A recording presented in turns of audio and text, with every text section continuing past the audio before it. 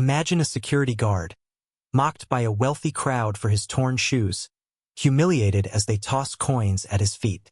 But what if they discover he once led a daring school rescue, saving dozens of lives? This is a tale of courage, humility, and justice that'll leave you in awe. Join us on Endless Stories for a story that'll grip your heart. Hit subscribe, ring the bell, and let's dive in. If you believe in the power of courage and the fight for justice, join the Endless Stories family. Subscribe now, share this video, and comment "Courage Prevails" to show you're with us. Let's uncover this incredible journey together. The summer sun beat down on the town of Willow Creek, Georgia, on July 15, 2025, its unrelenting heat shimmering off the asphalt parking lot of the Willow Creek Country Club. The air was thick with humidity, the kind that made clothes cling to skin and tempers flare. But inside the club, the elite of the town were untouched by the swelter, sipping chilled drinks under the shade of a grand pavilion. The annual Willow Creek Charity Gala was in full swing, a glittering affair of tuxedos and gowns, where the town's wealthiest gathered to flaunt their generosity while networking over caviar and champagne. But for Samuel Carter, the 42-year-old security guard stationed at the entrance, the gala was just another long shift, his worn uniform sticking to his back as he stood watch. Samuel was a quiet man, his dark eyes sharp and observant, his broad frame a steady presence at the gate. His uniform was faded, the navy fabric patched in places, and his boots, once black and polished, were now scuffed and torn at the toes, the leather peeling to reveal the cardboard he'd stuffed inside to keep them together. He'd been meaning to replace them for months, but money was tight, and every dollar went to his sister's medical bills. She'd been fighting cancer for 2 years, and Samuel had taken every extra shift he could to keep her in treatment, even if it meant wearing shoes that barely held together. He didn't complain, he never did. But today, as the gala guests arrived in their polished cars, he felt their eyes on him, their whispers a sharp sting he couldn't ignore. A group of young men in tailored suits approached the entrance, their laughter loud and careless as they tossed back drinks from crystal flutes. The leader, a 30-year-old heir named Ethan Warwick, paused as he handed Samuel his invitation, his gaze dropping to the guard's torn shoes. "Well, damn," Ethan said, his voice dripping with mockery, loud enough for his friends to hear. "Looks like the club's hiring straight off the street now." His friends burst into laughter, their eyes glinting with amusement as they stared at Samuel's boots. Ethan reached into his pocket, pulling out a handful of coins, and tossed them at Samuel's feet, the metal clinking against the pavement. "Here, get yourself some new shoes, buddy," he sneered, his friends howling as they walked past, leaving Samuel standing in the heat, his face burning with shame. Samuel's jaw tightened, but he didn't move, didn't speak. He'd learned long ago to swallow his pride, to let the insults roll off him like water off a duck's back. He bent down, picking up the coins one by one, his hands steady despite the anger simmering in his chest. The other guests passing by averted their eyes, some whispering among themselves, but none spoke up. Not the mayor in his pinstripe suit, not the socialite with her diamond necklace, not even the club manager, Mr. Lawson, who stood nearby, his lips pressed into a thin line but his silence deafening. Samuel pocketed the coins, his dark eyes fixed on the ground, the weight of their mockery heavier than the heat. As the group disappeared into the pavilion, Samuel straightened, his gaze lifting to the horizon where storm clouds were gathering, a faint rumble of thunder in the distance. He adjusted his uniform, smoothing the faded fabric, and returned to his post, his boots creaking with every step. He didn't know that Ethan Warwick's cruel jest would be the spark that ignited a firestorm of justice, nor did he know that the coins in his pocket, meant to shame him, would soon become a symbol of a legacy he'd buried deep. Samuel Carter was more than a security guard with torn shoes. He was a hero who'd once led a school rescue, saving dozens of lives, and the truth of his past was about to come roaring back to life. The oppressive heat of Willow Creek, Georgia, lingered into the evening of July 15, 2025, even as the storm clouds that had gathered on the horizon began to rumble with the promise of rain. The Willow Creek Country Club's annual charity gala was reaching its peak, the pavilion alive with the clink of glasses and the hum of self-congratulatory chatter. The town's elite, dressed in their finest, their laughter as polished as their jewelry, continued to revel in their generosity, oblivious to the quiet man who'd been humiliated at the entrance earlier that day. Samuel Carter stood just outside the pavilion, his torn boots hidden in the shadows, his navy uniform still clinging to his sweat-dampened skin. The coins Ethan Warwick had tossed at his feet burned in his pocket, a bitter reminder of the mockery he'd endured, but Samuel's face remained impassive, his dark eyes scanning the crowd with the same vigilance he'd maintained for nearly a decade. Inside, the gala's host, a local philanthropist named Margaret Hensley, took the stage, her voice amplified by a microphone as she addressed the crowd. "Tonight, we celebrate Willow Creek's spirit of giving," she said, her tone warm but rehearsed, her diamond earrings catching the light. "But let us also honor those who serve our community, those who often go unseen." The crowd applauded politely, their hands clapping in a rhythm that felt more performative than heartfelt. Samuel, standing just beyond the glow of the pavilion's lights, listened in silence, his thoughts drifting to the small apartment where his sister, Lena, was waiting for him. She texted earlier, her message a simple "I'm okay, Sam. Don't worry." But he knew better. Her chemotherapy was taking its toll, and every extra shift he worked was a lifeline for her treatment. As Margaret continued her speech, a faint rustling caught Samuel's attention, pulling him from his thoughts. He turned toward the edge of the parking lot, where a group of children from the local community center had gathered to watch the gala from afar, their small faces pressed against the iron fence. They weren't part of the guest list, their presence a quiet reminder of the town's divide, those who sipped champagne inside, and those who could only watch from the outside. Samuel's gaze softened as he recognized one of the boys, a 10-year-old named Caleb, who often lingered near the club after school, kicking a soccer ball against the fence. Caleb's sneakers were as worn as Samuel's boots, his clothes patched and faded, but his eyes were bright with curiosity as he watched the gala's lights. Samuel stepped away from his post, walking toward the fence with a quiet purpose. "Hey, Caleb," he called softly, his voice cutting through the hum of the gala. The boy looked up, his face lighting up with a grin. "Mr. Sam," he exclaimed, running to the fence. "You look fancy tonight." Samuel chuckled, the sound low and warm, a rare break in his stoic demeanor. "Not as fancy as you'd think," he said, glancing down at his torn boots. He reached into his pocket, pulling out a small bag of candy he'd bought for the kids earlier that day, and slipped it through the bars.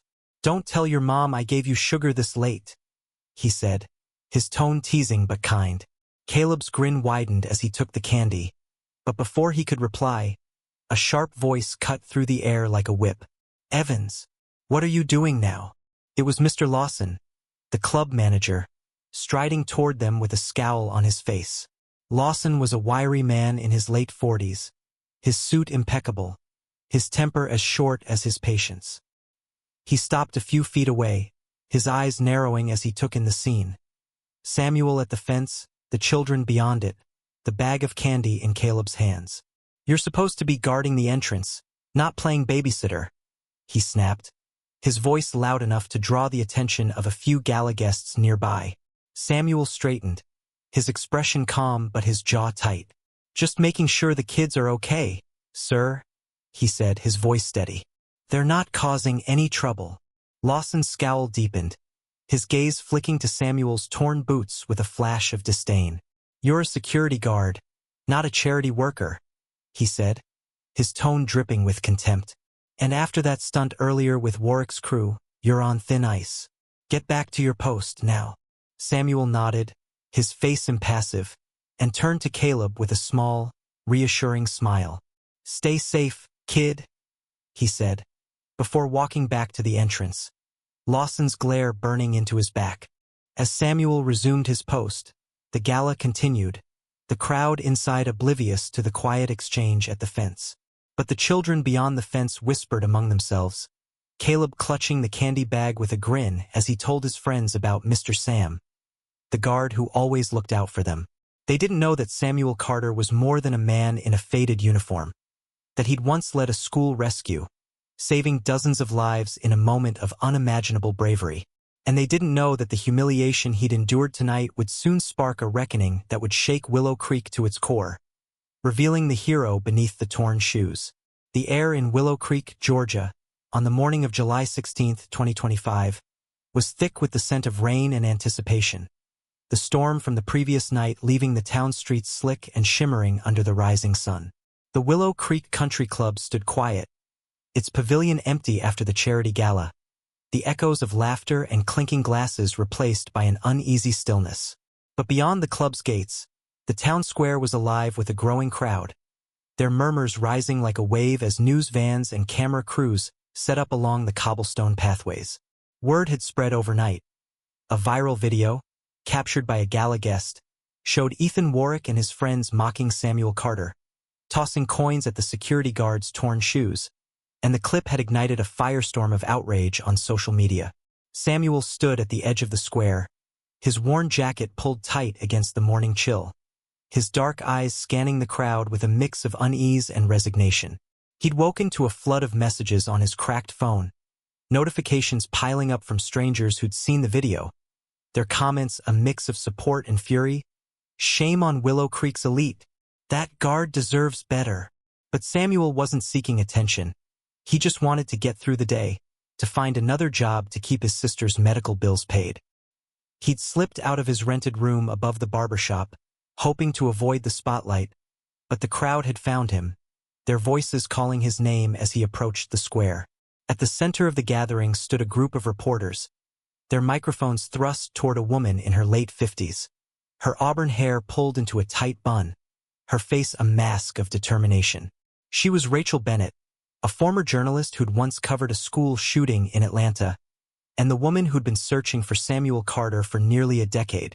Rachel stepped onto a small platform, her voice cutting through the murmurs as she addressed the crowd. Last night, a video surfaced of a man being humiliated for his torn shoes, she said, her tone sharp with indignation. But what those who mocked him didn't know, what this town has forgotten, is that Samuel Carter is a hero. The crowd fell silent, their eyes turning to Samuel, who stood frozen, his heart pounding as Rachel's words washed over him. She held up a faded newspaper clipping, its headline bold even after all these years. Security guard leads school rescue, saves 42 children. 10 years ago, Rachel continued, her voice rising with conviction, Samuel Carter was working as a security guard at Oak Ridge Elementary in Atlanta when a fire broke out in the cafeteria. A gas leak turned the blaze into an inferno, trapping 42 children and their teacher in a locked wing. The fire department was minutes away, too far to save them. But Samuel didn't wait. She paused, her gaze locking onto Samuel, who stood motionless, his hands clenched at his sides. He broke through a barricaded door with nothing but a fire extinguisher and a chair, she said, her voice trembling with emotion. He carried children out one by one, shielding them from the flames, even as the roof collapsed around him. He went back for the teacher, dragging her to safety just before the hallway caved in. Samuel Carter saved 43 lives that day, and he walked away with third-degree burns and a knee injury that ended his career. He never asked for recognition. He never told anyone in Willow Creek. But I was there. I covered that story. And I've been looking for him ever since. The crowd erupted in gasps, their murmurs turning to cheers as they turned to Samuel, their eyes wide with awe and shame. Samuel's throat tightened, his mind flashing back to that day. The roar of the flames, the screams of the children, the searing pain of the burns on his arms. He'd left Atlanta after the rescue, unable to bear the weight of the attention, the pity in people's eyes. He'd come to Willow Creek to start over, to be invisible, to take care of his sister in peace. But now, as the crowd's cheers grew louder, he felt that past rushing back, a tidal wave he couldn't outrun.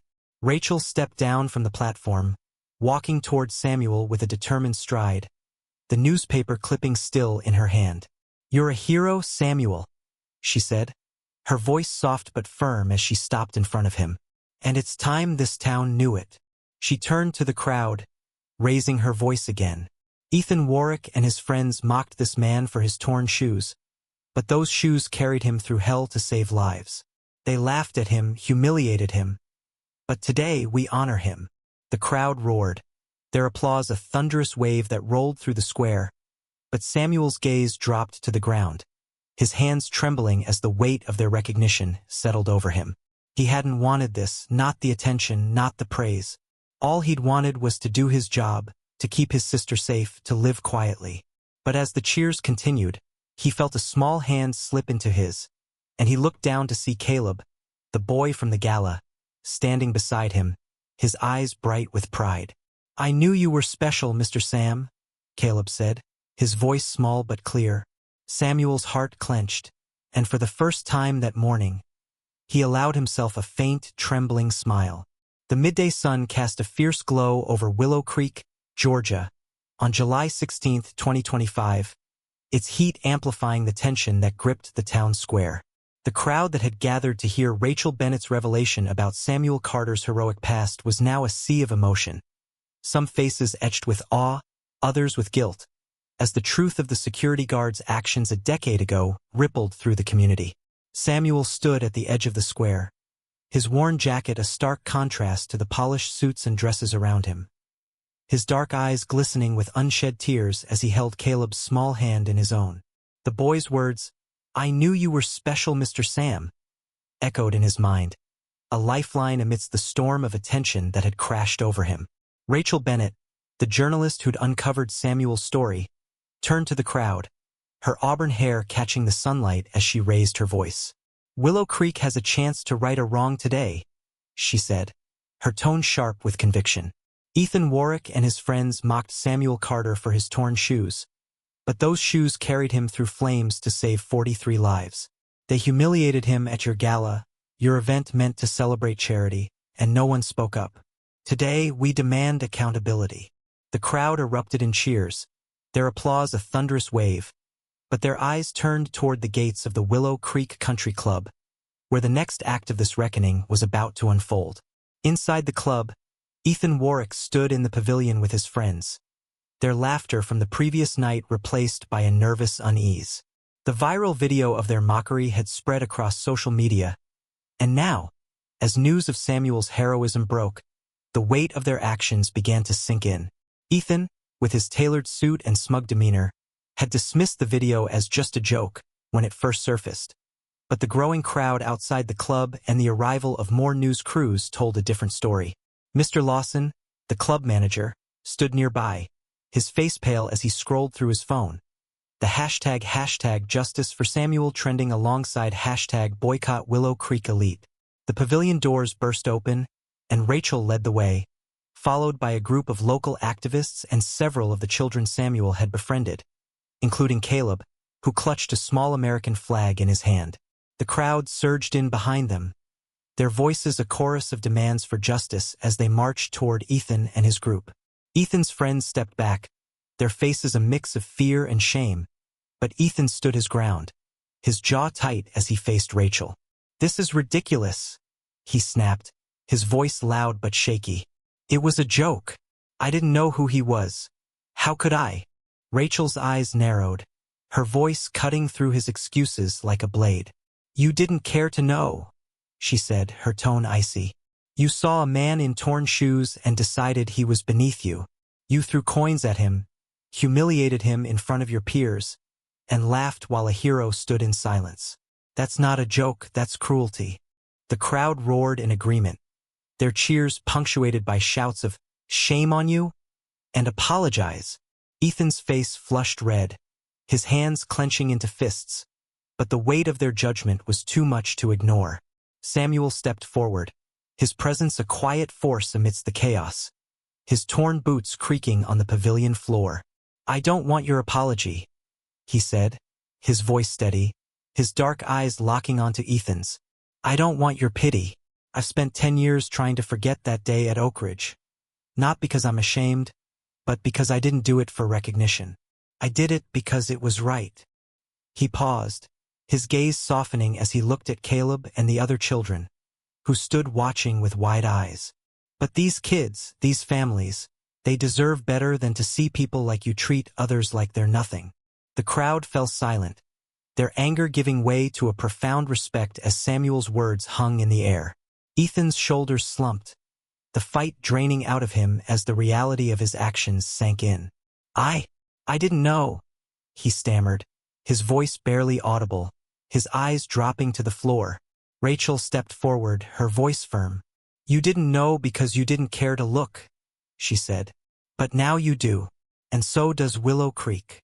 As the crowd's cheers rose again, a small group of gala attendees, those who'd stood by silently the night before, began to step forward, their faces a mix of guilt and determination. Margaret Hensley, the gala host, approached Samuel, her diamond earrings catching the light as she extended her hand. "Mr. Carter," she said, her voice trembling with emotion, "on behalf of the Willow Creek Country Club, I apologize. We failed you last night, but we won't fail you again." She turned to the crowd, raising her voice. "Effective immediately, the club will establish the Samuel Carter Fund to support local children and families in need, starting with a $50,000 donation." The crowd erupted in applause, their cheers a wave of redemption that rolled through the pavilion. But Samuel's focus remained on Caleb, who waved his small flag with a grin. The coins Ethan had thrown at him the night before, meant to shame him, would soon become the first contribution to a fund that would change lives. A quiet victory born from a moment of cruelty. Samuel Carter had been mocked for his torn shoes, but now, as the town rallied around him, he stood taller than ever, a hero whose courage could no longer be ignored. Chapter 5. A Hero's Redemption. The late afternoon sun bathed Willow Creek, Georgia, in a warm golden glow on July 16, 2025, its light filtering through the ancient oaks that lined the town square. The pavilion of the Willow Creek Country Club, once a symbol of exclusion and privilege, had transformed into a space of reconciliation, the echoes of the charity gala's opulence replaced by the hum of a community coming together. The crowd that had gathered to witness Samuel Carter's reckoning with Ethan Warwick and the town's elite now stood in a semicircle around the stage, their faces a mix of hope and determination. Samuel, still in his worn jacket, stood beside Rachel Bennett, the journalist who'd brought his story to light, while Caleb and the other children from the community center waved small American flags, their cheers a bright counterpoint to the tension of the morning. Ethan Warwick stood at the edge of the pavilion, his tailored suit now wrinkled, his once smug expression replaced by a mix of shame and uncertainty. The public apology he'd been forced to make, under the watchful eyes of the crowd and the glare of news cameras, had been halting, his words stumbling as he faced Samuel. I'm sorry," he'd said, his voice barely audible over the murmurs of the crowd. "I didn't know who you were. I shouldn't have. I was wrong." The apology had been met with a smattering of applause, but the true redemption came not from Ethan's words, but from the actions that followed. Margaret Hensley's announcement of the Samuel Carter Fund had sparked a wave of support, with gala attendees and local businesses pledging donations that swelled the fund to over $100,000 by midday. Samuel, however, felt no triumph in Ethan's downfall. His focus was on the children who'd gathered around him, their small hands clutching the flags and candy he'd given them over the months. Caleb, the 10-year-old who'd always lingered near the club, tugged at Samuel's sleeve, his eyes wide with excitement. "Mr. Sam, does this mean you're famous now?" he asked, his voice bright with wonder. Samuel chuckled, the sound low and warm, a rare break in his stoic demeanor. "Not famous, kid," he said, ruffling Caleb's hair. "Just seen." He glanced at Rachel, who stood nearby, her auburn hair catching the sunlight as she spoke to a reporter, her voice steady as she recounted the Oak Ridge rescue. The news of Samuel's heroism had spread far beyond Willow Creek, with national outlets picking up the story and the hashtag Samuel Carter Hero trending across social media. Offers of support poured in, job opportunities from local businesses, a scholarship fund for the community center kids, even a new pair of boots from a veteran-owned company in Atlanta, delivered with a note that read, "For the hero who walked through fire." But the most meaningful offer came from the Willow Creek Fire Department, where Chief Daniel Harper, a distant cousin of Carl Harper, but a man of far greater integrity, approached Samuel with an outstretched hand. "We'd like you to join us as a community liaison," Chief Harper said, his voice gruff but sincere. "You've got the heart of a firefighter, Carter. We need men like you to help us reach those who need it most." Samuel hesitated, his dark eyes searching the chief's face for a moment before he nodded, his grip firm as he shook Harper's hand. "I'd be honored," he said, his voice steady, the weight of the past lifting just a little as he accepted the role. The crowd cheered, their applause a wave of affirmation, but Samuel's gaze drifted to the edge of the pavilion, where a small group of gala attendees had gathered to watch. Among them was Ethan Warwick, his friends conspicuously absent, his face pale as he watched Samuel with a mix of guilt and begrudging respect. Ethan's actions had cost him dearly, his family's reputation tarnished, his social standing in tatters, but Samuel felt no satisfaction in his fall. Instead, he saw a chance for redemption, a hope that Ethan might learn from this, just as Willow Creek had. As the ceremony drew to a close, Samuel stepped off the stage, Caleb at his side, and walked toward the community center kids, who rushed to surround him, their laughter a bright melody in the summer air. The Samuel Carter Fund would ensure they had food, clothes, and a safe place to learn, a legacy born from the coins meant to shame him. Samuel Carter had been mocked for his torn shoes, but now, as the town embraced him as their hero, he knew his father would be proud, not for the recognition, but for the lives he'd touched, quietly and without fanfare, just as he'd always done. The crisp air of early autumn swept through Willow Creek, Georgia. On September 10, 2025, the leaves of the town's ancient oaks turning shades of amber and crimson under a clear blue sky. The town square, once a place of division, had become a symbol of unity, its cobblestone pathways bustling with families, veterans, and community leaders gathered for the first annual Willow Creek Heroes Day, a celebration born from the legacy of Samuel Carter and the children he'd saved a decade ago. The Maplewood Community Center, now a thriving hub for the town's most vulnerable, stood at the heart of the event, its doors open wide, its walls adorned with photos of Samuel's rescue at Oak Ridge Elementary and the children he'd helped in Willow Creek, their smiling faces a testament to his quiet courage. Samuel stood on a small stage at the center of the square, his torn boots replaced by a sturdy new pair gifted by the fire department, his simple button-up shirt pressed and neat. Beside him was Caleb, now 11, dressed in a new jacket funded by the Samuel Carter Fund, his small hand clutching a soccer ball as he beamed at the crowd. The fund, seated by the coins Ethan Warwick had thrown in mockery, had grown to over $200,000, providing food, clothing, and educational support for dozens of children across Willow Creek.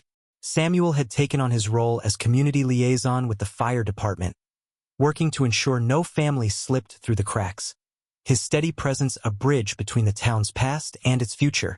Ethan Warwick stood at the edge of the crowd, his tailored suit replaced by a simple polo shirt, his once arrogant demeanor softened by months of reflection.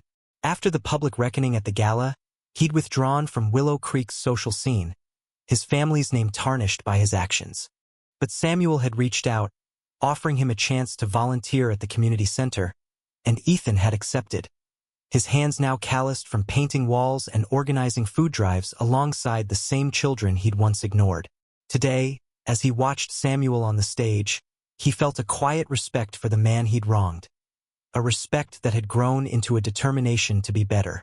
Rachel Bennett, the journalist who'd brought Samuel's story to light, stepped up to the microphone, her auburn hair catching the sunlight as she addressed the crowd.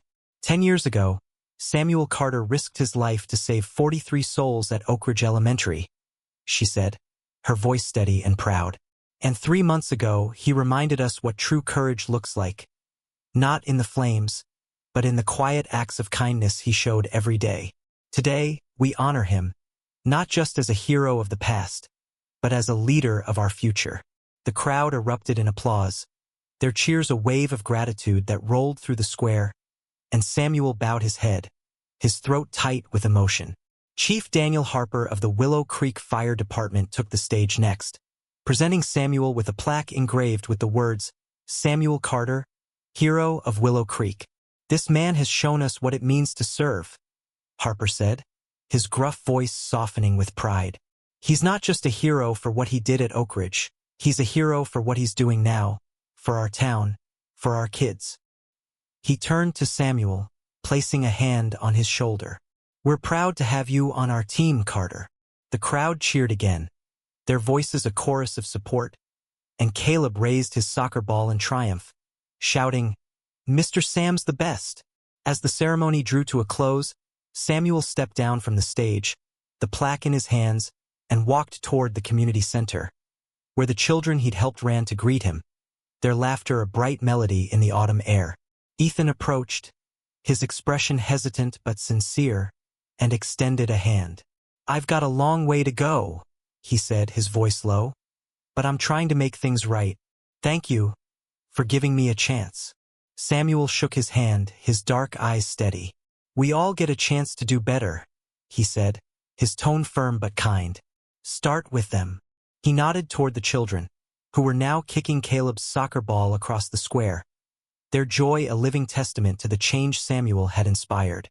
Willow Creek had mocked Samuel Carter for his torn shoes, but now, as the town celebrated its first Heroes' Day, they saw him for who he truly was, a man whose courage had saved lives, whose kindness had rebuilt a community, and whose legacy would endure for generations. Samuel Carter stood tall, not because of the plaque or the cheers, but because he'd never stopped doing what was right, even when no one was watching. Thank you for joining Endless Stories on this journey of courage, redemption, and justice with Samuel Carter. If his story inspired you, if you believe in the power of kindness, hit that subscribe button and ring the bell to catch every tale we share. Drop "Courage Prevails" in the comments below. Share this video with those who believe in second chances, and join us in celebrating this legacy of heroism. Until our next story, keep standing tall.